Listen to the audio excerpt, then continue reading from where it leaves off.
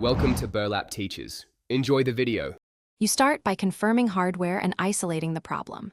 Reboot your modem and router, then connect the PC with an Ethernet cable to see if Wi-Fi is the culprit. Once done, open Settings, go to Network and Internet, then Status, and run the Network Troubleshooter to apply basic fixes automatically. Make sure to note any error codes the troubleshooter returns because you'll need them if manual steps are required. This sets a clear baseline before deeper fixes. Now you perform the core fixes to the network stack and drivers. Open an elevated command prompt and run ipconfig/release, ipconfig/renew, and ipconfig/flushtons to refresh addressing and DNS. Next, execute netch-winsock reset and netch-int IP reset to restore socket and TCP/IP settings, then reboot the PC.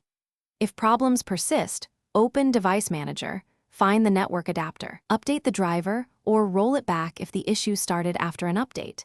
Make sure to restart after driver changes. Finish with advanced isolation and recovery steps. Temporarily disable VPNs, proxies, and third-party firewalls because they often block traffic. Test connectivity after each change to identify the cause. If the problem began after an update or install, try System Restore or create a fresh local user to check profile corruption. Use safe mode with networking to test if background apps interfere. If none of this helps, document all tests and contact your ISP with that information so they can confirm external issues or provisioning problems.